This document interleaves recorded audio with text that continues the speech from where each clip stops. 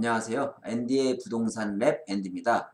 오늘은 2018년 부동산 시장 전망에 대해서 나름 개인적으로 공부한 바를 바탕으로 해서 전망해 보고자 하는데요. 개인적인 의견일 뿐이니까 절대적으로 참조만 하시고 부동산 매매를 하시는 데서 다른 태클은 없으셨으면 합니다. 뭐 아시겠지만 부동산 투자나 뭐 실거주 목적으로 매매를 하실 경우에 그러한 책임들은 다 이제 개인적인 것이니까 참조만 해주셨으면 좋겠습니다.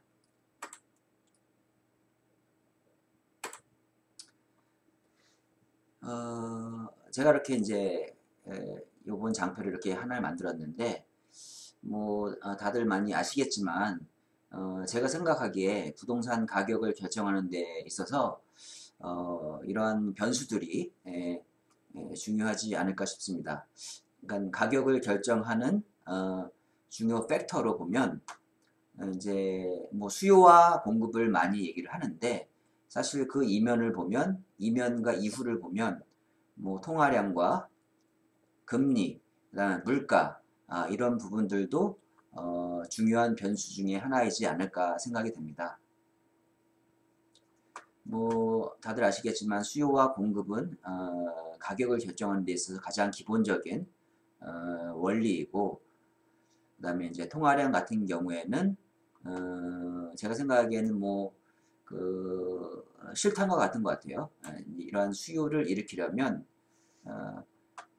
부동산에 있어서도 이러한 통화량이 뒷받침되어야지만 수요가 올라가고 그 다음에 가격을 올리는 효과가 있겠죠. 그 다음에 이러한 통화량을 또 이제 조절을 하는 게 금리의 역할이라고 생각을 하는데, 한국은행에서 이런 이제 기준금리를 결정을 하도록 하죠. 그거에 따라서 은행들도 이제 뭐 그 예대 마진 뭐 그런 은행에 이제 마진을 붙여가지고 금리를 결정을 하게 되죠. 그래서 이제 이런 금리는 통화량을 조절하는 이제 역할인데, 뭐 제가 생각하기에는 이제 수도꼭지 같은 역할을 하지 않을까 싶습니다. 그러니까 공급이 많을 경우에 이, 어, 꼭 금리를 올려서 공급을 줄이려고 노력을 하고, 이제 경제가 안 좋을 경우에는 이제 금리 인하를 해서 통화량을 늘리는 그런 역할을 하죠. 그래서 서로 굉장히 이제 밀접하게 연관되어 있는 변수입니다. 다음으로 이제 물가를 적어봤는데요. 물가는 통화량이 많아지면 당연히 물가가 오르겠죠. 통화량이 많아진다라는 것은 돈이 많이 풀려가지고 실제 예전 같았으면 짜장면 500원이면 사서 먹을 수 있었는데 통화량이 계속 늘은 지금 시점에서는 짜장면 거의 뭐 요즘 얼마인지 잘 모르겠지만 한 뭐 5,000원 정도 하나요? 일단 통화량은 역사적으로 보면 계속 늘어났습니다. 그렇기 때문에 그 물가는 지속적으로 오르게 되어 있죠. 그래서 그런 것들을 금리라는 이러한 그 조절 장치로 인해서 통화량, 그런 물가 그런 것들을 다 조절을 하는 거죠. 조정을 하는 거죠. 자, 통화량부터 먼저 보시도록 하겠습니다. 통화량 같은 경우에 보시면, 자, 이 그래프는 한국은행에서 가져왔는데요. 자, 보시면 참 대단하죠. 이게 뭐 그 1960년부터는 이런 데이터가 있는데, 뭐 79년부터 스물스물 오르기 시작하더니, 자, 기하급수적으로 이러한 돈의 양이 늘고 있습니다. 자, 요 녹색 그래프는 M2 광의의 통화고요. 그다음에 요 빨간색 그래프는 협의의 통화입니다. 좁은 의미의 통화, 이건 넓은 의미의 통화. 자, 제가 앞장에서도 간략하게 말씀드렸다시피, 자, 화폐량이 늘어나면 물건의 가치는 지속적으로 오르게 되어 있죠. 화폐량이 늘어나면 화폐의 가치는 떨어지고, 물건의 가치, 즉 물가는 지속적으로 오르게 되어 있습니다. 자, 지금 통화량이 이렇게 늘어나고 있는데 물가가 물가가 이만큼의 속도로 오르지 않는 게 참으로 신기할 따름이죠. 신기할 따름이죠. 그렇다면 이 많은 돈은 다 어디가 있을까요? 근데 뭐 나중에 부동산 시세를 보여드리겠지만, 자, 통화량이 이렇게 는 만큼 부동산 시세도 지속적으로 올랐었습니다. 역사적으로. 물론 이렇게 플럭추에이션이 조금씩 있겠지만 부동산 가치도 부동산 가격도 지속적으로 올랐었습니다. 자, 이런 와중에 자, 제가 여기 이걸 적어놨습니다.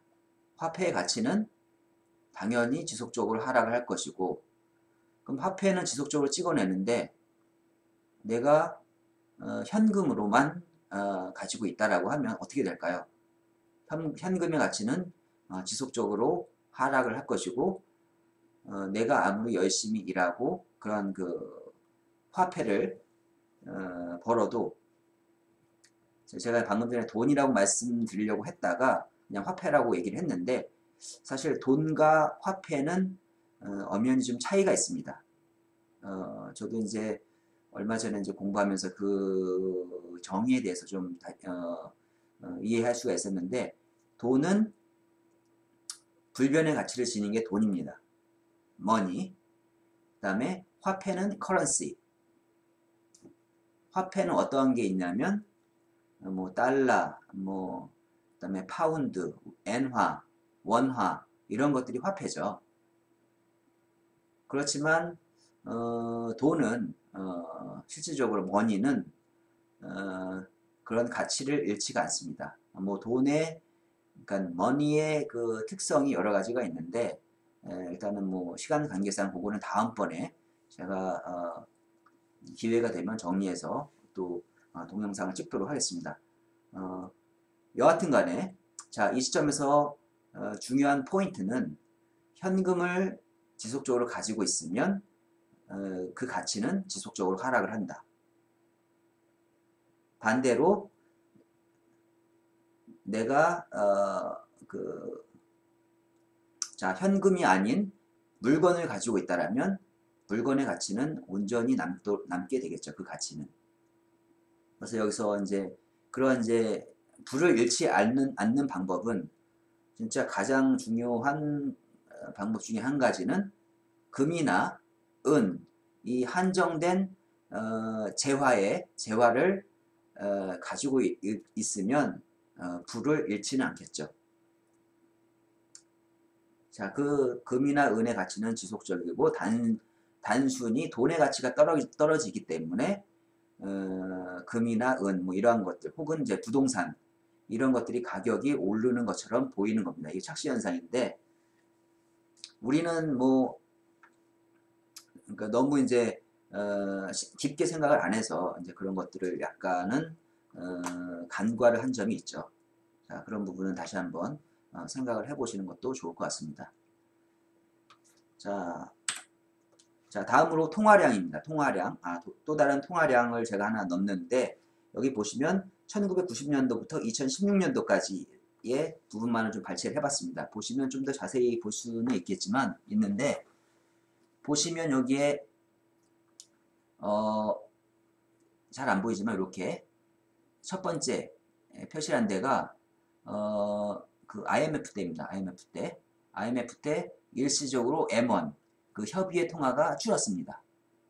그 다음에 2007년 글로벌 금융위기 그 서브프라임 모기지 사태 때 또 협의의 통화가 이제 줄었었는데요. 그러니까 이런 큰 위기를 전후로 해서 이러한 그 협의의 통화가 급격하게 감소를 할 때가 옵니다. 그러니까 통화량의 증가 추이를 유심히 보시다가 제가 볼 때는 한 달에 한 번 정도 이런 부분들을 체크를 하시면 경제가 어떻게 돌아갈 건지 앞으로의 그 단기적인 미래에 대한 전망은 어느 정도 이해를 할 수 있을 거로 보여집니다. 자, 협의의 통화는 말 그대로 내 주머니 안에 있는 돈이라고 생각하시면 될 것 같아요. 일시적으로 꺼내서 바로 쓸 수 있는.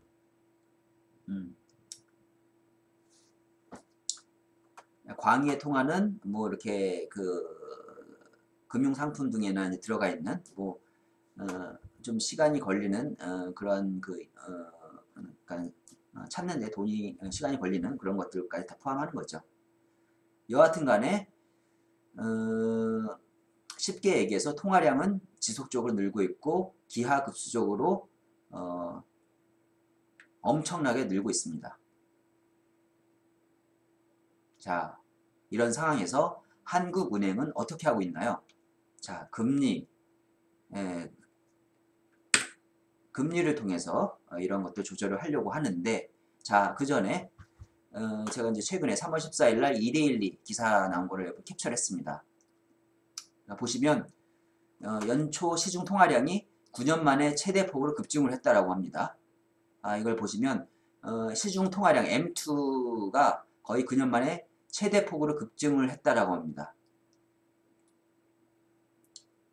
그러니까 전월 대비 1.3% 증가를 했다라고 하는데 M2는 평지한 기준으로 2,556조.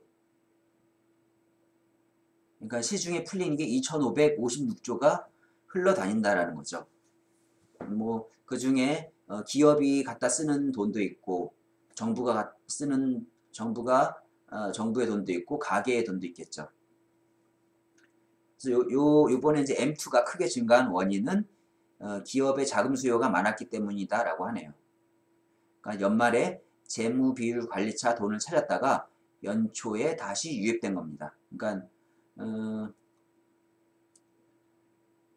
저는 이제 이렇게 생각을 했는데 뭐 이제 그 기업들이 직원들한테 성과급을 주려고 돈을 이제 왕창 준비했다가 이제 푼 거죠. 사실 삼성전자 같은 거 예를 들면 삼성전자 같은 경우에 반도체로 돈을 엄청 많이 벌었습니다. 자, 그렇기 때문에 사실 지금 환율 추이를 보더라도 지금 원화가 강세죠. 이제 해외에서 달러를 벌어가지고 이거를 원화로 환전을 해서 국내에서 이제 돈을 쓴 거죠. 그렇기 때문에 그 어마어마한 달러가 들어와서 이제 원화로 바뀌다 보니 결과적으로 원화의 가치는 올랐고 달러의 가치가 이제 떨어진 거죠. 그래서 지금 현재 1달러에 거의 1060원대까지 떨어졌는데 혹자는 900원대 가까이까지 떨어질 거다. 왜냐하면 이제 트럼프 정부가 미국의 이제 경제 성장을 위해서 달러 약세를 용인을 하려고 하고 있는 것 같습니다. 뭐 이제 더 얘기를 하면 사실 달러가 약세가 되면 사실 미국이 사실 채무국이잖아요. 달러를 많이 풀고 돈을 많이 찍어가지고 갚아야 될 빚이 엄청 많은데 인플레이션이 되다 보면 돈의 가치가 떨어지겠죠. 그럼 나중에 그러니까 미래 시점에서 돈을 갚으면 그게 돈을 다 안 갚아도 되는 거예요. 그러니까 돈의 가치가 떨어졌기 때문에 그러한 부채를 희석시킬 수 있는 좋은 방법 중에 하나죠. 그렇기 때문에 트럼프는 달러 약세를 지속적으로 용인할 거고 그거는 미국 수출에도 도움이 될 거고 부채 감소에도 도움이 될 겁니다. 적자 재정을 미국의 적자를 감소시키는데 도움이 될 것입니다. 자, 그렇다면 이런 달러 약세인 상황에서 그리고 트럼프는 미국 경제를 3%까지 성장을 시키려는 목표로 가지고 있기 때문에 쉽사리 금리 인상도 안 될 것 같다라는 게 제 생각입니다. 미국이 금리 인상이 그렇게 빨리 안 된다라고 하면 우리나라 금리 인상도 급격하게 되지 않을 것이겠죠. 그래서 금리 인상을 좀 우려하시는 분들도 나름 있으신데 그렇게 크게 걱정을 안 해도 될 것 같다라는 게 제 생각입니다. 자, 다음으로 정부에서 밑에 보시면 정부가 1년간 쓰고 남은 돈인 세계 잉여금 총 세입액에서 세출액을 빼고 다음 연도 2월에 그걸 뺀 그 세계 잉여금이 통화성 상품으로 대개 유입된 것도 영향을 준 것으로 보인다. 세계 잉여금은 정부 예산을 초과한 세입과 예산 가운데 쓰고 남은 세출 불용액을 합한 금액이다. 즉 쉽게 생각하면 세금을 많이 걷어서 남은 돈이죠. 그게 11조 3천억 원. 11조 3천억 원. 그래서 결론적으로 보면 기업이 21조, 정부 및 기타 합쳐가지고 13조, 거의 한 24조 정도가 더 많이 오른 거죠. 자, 24조가 이제 더 많이 풀린 건데, 이제 뭐 기업에서는 뭐 이제 그 직원들 인센티브 상여금 같은 걸로 많이 줬을 것 같고, 그 다음에 정부 같은 경우에 지금 현재 문재인 정부 같은 경우에 복지 부분에 대해서 복지 지출에 많은 관심을 가지고 있기 때문에 그런 부분에 이제 많이 나가고 있죠.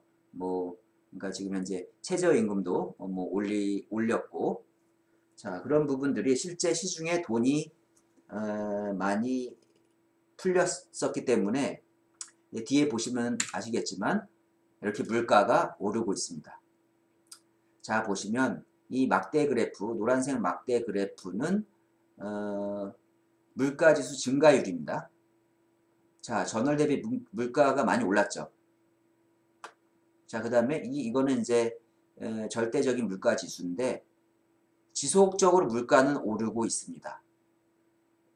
자, 제가 앞에서도 말씀을 드렸다시피 물가는 이렇게 지속적으로 오르고, 물가가 오른다는 건 화폐가 그만큼 많이 풀렸다는 거죠. 화폐가 드라마틱하게 많이 발행이 되고 있기 때문에 물가는 스펀지 같이 이러한 그 돈을 흡수를 해서 커지고 있는 거죠. 자, 이러한 물가가 급격하게 오르면 그게 인플레이션이 되는 거고, 그러면 돈의 가치는 급속하게 떨어지겠죠. 화폐 가치의 급격한 하락. 결국 인플레이션의 시대에서는 현물을 가지고 있어야 됩니다. 금, 부동산,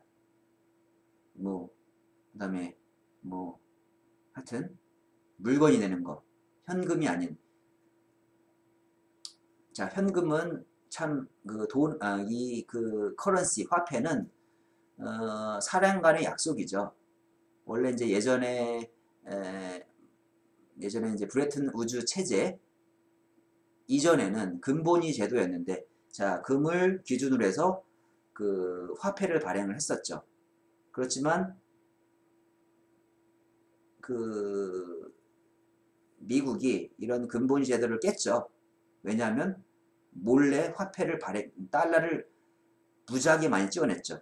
결과적으로 그 돈을 많이 찍어냈기 때문에 그러니까 이 금을 그러니까 자기 마음대로 막 찍어내고 결과적으로 갚을 능력이 안 된 거예요. 그렇기 때문에 브레튼 우즈 체제를 통해서 새로운 모니터리 시스템을 만든 거죠. 하여튼 시대가 지남에 따라서 사실 2008년 9년도 그때 이제 글로벌 금융 위기가 발생한 거는 그 전에 돈을 엄청 많이 찍어냈었기 때문에 서브프라임 모기지 사태, 표면적으로는 이제 그 부실화된 부동산을 담보로 한 부실 채권 때문에 발생을 한 거로 보이지만 근원적으로 보면 돈을 무작위하게 풀었던 거죠. 그러니까 그 보증 없이, 그러니까 거의 무담보로 많이 뿌려가지고 그게 큰 화근이 되었던 거죠. 그래서 사실 지금 뭐 그 각 국가의 중앙은행을 통해서 금리를 통해서 이런 것들 컨트롤을 하고 있지만 지금 상황에서 앞으로의 상황은 화폐가 많이 통화량이 많이 늘었고 물가도 많이 오르고 해서 현물의 가치는 지속적으로 상승할 거다 라는 게 제 생각입니다. 자, 보시면 이게 한국은행의 금리 트렌드입니다. 과거에 여기 출구 전략으로 했던 거는 금리를 인상한 시점을 제가 표시를 한 건데, 뭐 2005년도부터 2006년도 이때 금리를 점진적으로 올렸죠. 마찬가지로 2009년도 2009년도 전에 2008년도부터 9년까지 금리를 아주 드라마틱하게 내렸습니다. 이때가 이제 글로벌 금융 위기 때니까. 그래서 이제 금융 위기를 극복을 하고 자, 출구 전략으로 금리를 점진적으로 인상을 한 거죠. 2010년경부터 2011년경부터 2011년까지 뒤에 보여드리겠지만 사실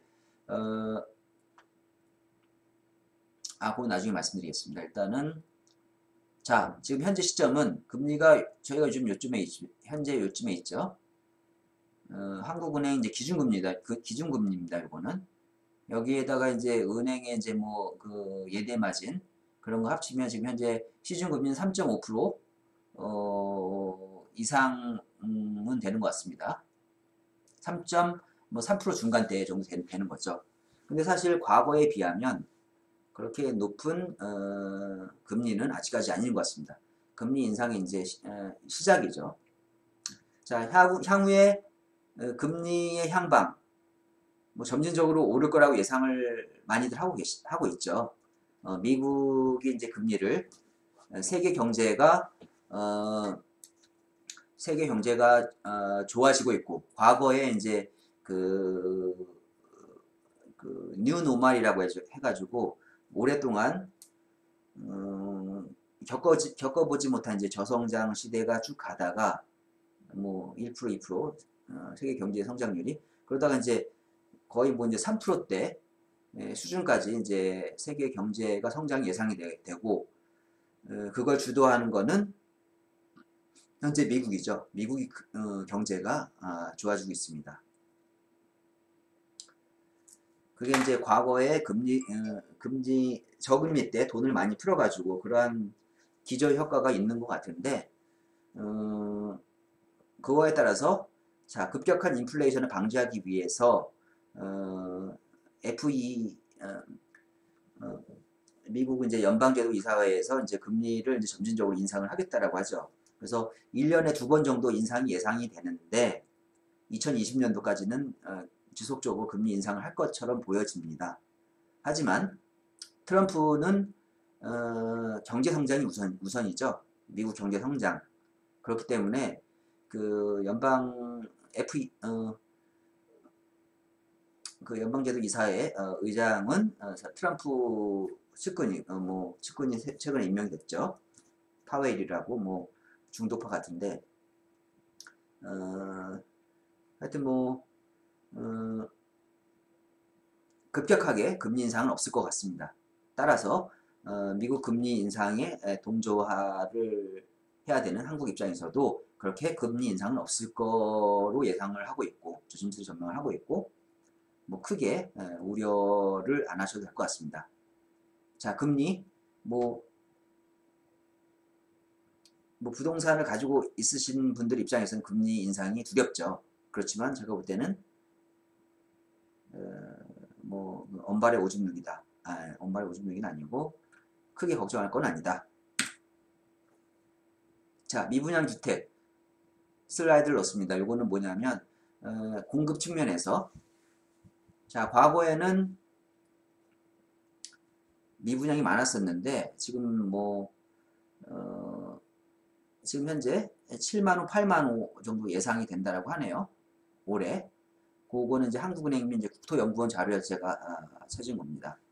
보시면 뭐 7만 호, 8만 호면 사실 문제될 건 없다라고 봅니다. 이게 전국적인 거기 때문에 뭐 지역별로 미분양이 많고 적은 지역이 있겠죠. 서울 같은 경우는 거의 미분양이 없을 것 같고, 뭐 경기도 같은 경우에 지금 현재 공급 과잉으로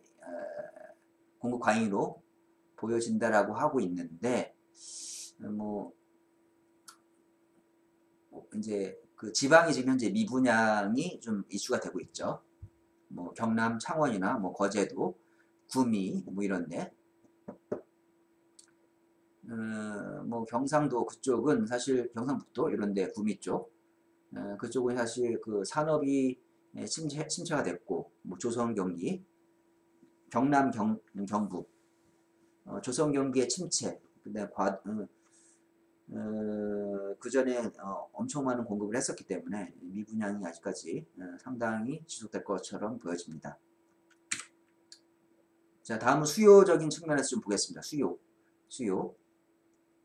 자, 수요 중요하죠. 자, 뭐 요거는 이제 LH 중장기 주택 수요 연구 자료에서 가져온 건데, 자, 이게 사실 2014년도에 전망한 자료입니다. 근데 크게 변화는 없을 것 같아요. 보시면 2018년도 기준으로 한 28만 호, 수도권 한 15만 호 정도. 그러니까 전국적으로 보면 연간 한 30만 호 정도가 신규 주택 수요가 필요합니다. 이거는 뭐 인구 및 세대수 그런 것들을 감안을 해가지고 연구원들이 종합적으로 계산을 한 거죠. 자, 그래서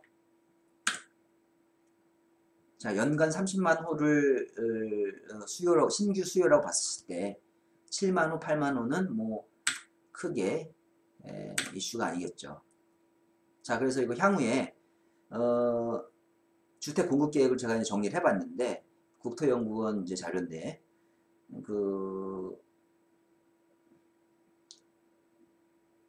정부에서는 연간, 자, 잠시만요.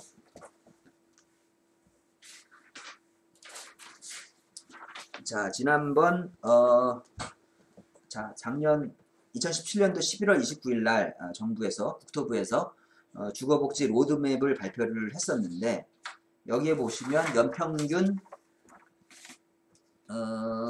여기 보면 연평균, 여기는 안 보시겠지만, 여기 보면 연평균 20만 호의 공공주택을 공급을 하겠다라고 합니다. 20만 호. 20만 호. 그 다음에 요거는 전체를 다 합친 건데,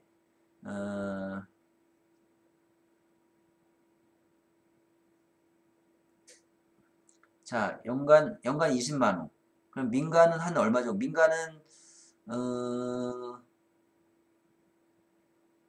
자, 2018년도 보면 인허가 물량이 50만 호 정도 내외가 되는데, 자, 이 중에서 정부가 한 20만 호, 민간 한 30만 호 정도,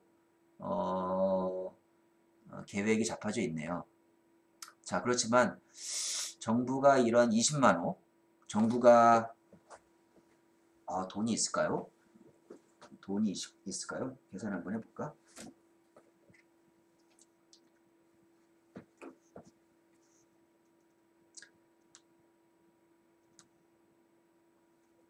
자, 20만 호 곱하기 10, 100. 자, 주택 하나 한 3억 정도로 한번 잡아볼까요? 3억 곱하기 1, 10, 100, 1000만, 10만. 억, 1억, 10억, 100억, 1000억, 1조, 10조. 60조. 60조. 연간 60조씩 정부가 주택 공급을 위해서 돈을 써야 되는데 60조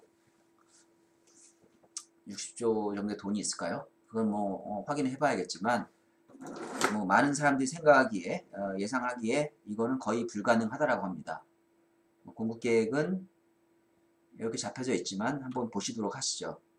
과거를 보시면 이거는 뭐 과거는 실적이니까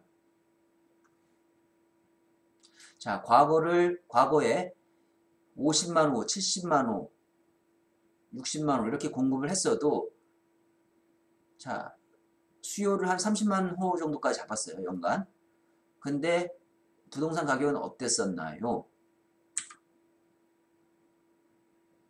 자 그럼에도 부동산은 지속적으로 상승을 했네요. 공급이 수요 대비 거의 2배 정도 많아 보이는데 그리고 다른 변수들이 많이 있었죠. 다른 변수들이 있는데 그럼에도 불구하고 자 집값은 부동산 시세는 지속적으로 상승을 했습니다. 2분 금리 인상기에마저도 집값은 상승을 했습니다.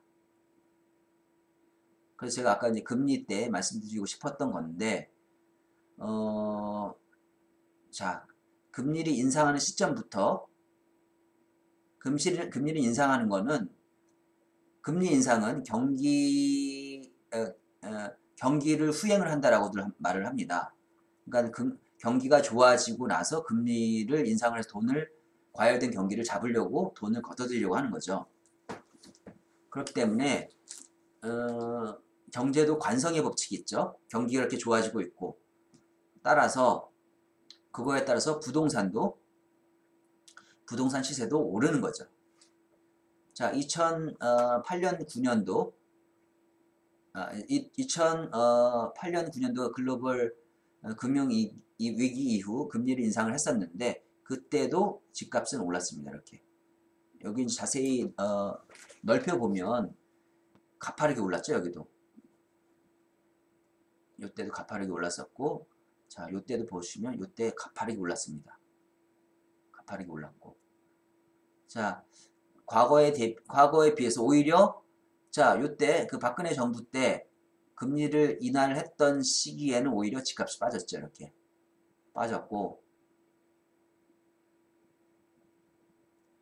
자 2014년도부터는 이제 올랐네요. 2014년도부터 이제 올랐는데 과거에 이제 금리 인하했던 게 이제 반영이 된 건데 자 그래서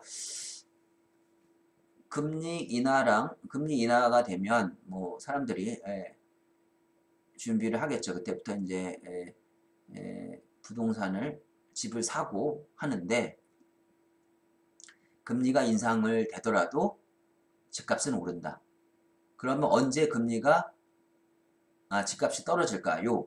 라고 물으면 그러니까 금리를 인하하는 그 변곡점 이후부터 집값이 떨어질 거라고 생각이 됩니다. 금리를 인하한다라는 건 경기가 안 좋은 거고 경기가 안 좋기 때문에 부동산 시세도 가격도 떨어지는 거죠.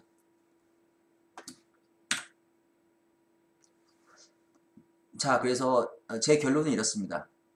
집값은 지속적으로 우상향한다. 지속적으로 상승한다라고 저는 말씀을 드리고 싶습니다. 뭐 일시적으로 이렇게 출렁일 수는 있죠. 그렇지만 긴 시간 중장기적으로 부동산에 투자를 한다라면 나의 부를 잃지 않고 부를 축적을 하는 거죠. 부동산에 담아두는 거죠. 그래서 저는 부동산이라고 한다면 그 자산을 담는 그릇이다라고 유명한 고수님께서 말씀을 하신 건데 그런 부분 말씀을 전달해 드리고 싶습니다. 그리고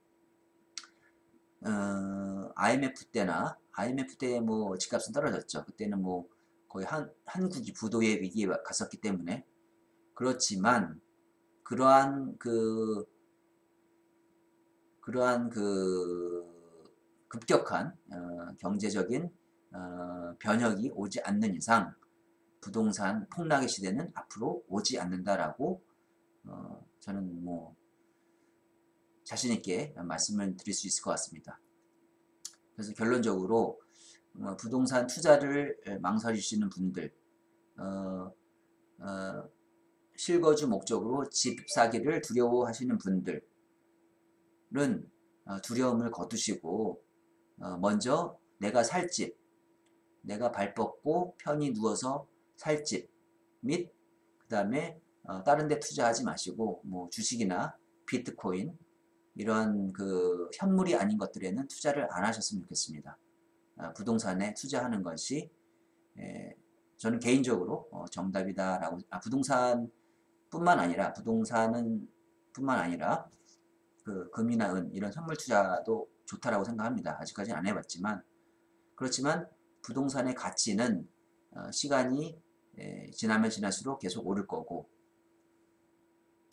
그런 쪽에 꾸준한 관심과 공부를 하시다 보면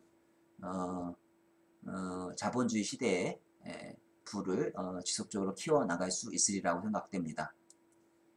그러니까 성실하게 너무 성실하게 사는 거 굉장히 중요합니다. 그렇지만 과거에처럼 열심히 돈을 모아서 은행에 저축을 하는 것은 돈을 잃는 행위입니다. 부를 잃는 행위죠. 그래서 사실 지금 뭐 이러한 그 화폐는 단순히 종이 조각이죠. 종이 조각이니까 단순히 그 가치를 교환하는 매개체이기 때문에 자 저는 그 현금이 있으시다라고 하면 부동산 투자하는 것을 지속적으로 추천해 드리고 싶습니다. 저도 사실 그렇게 하고 있고요.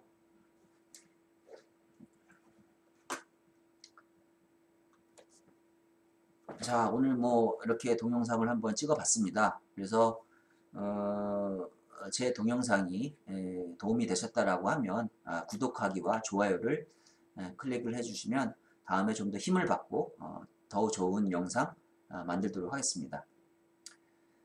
시청해 주셔서 감사드립니다. 이상입니다.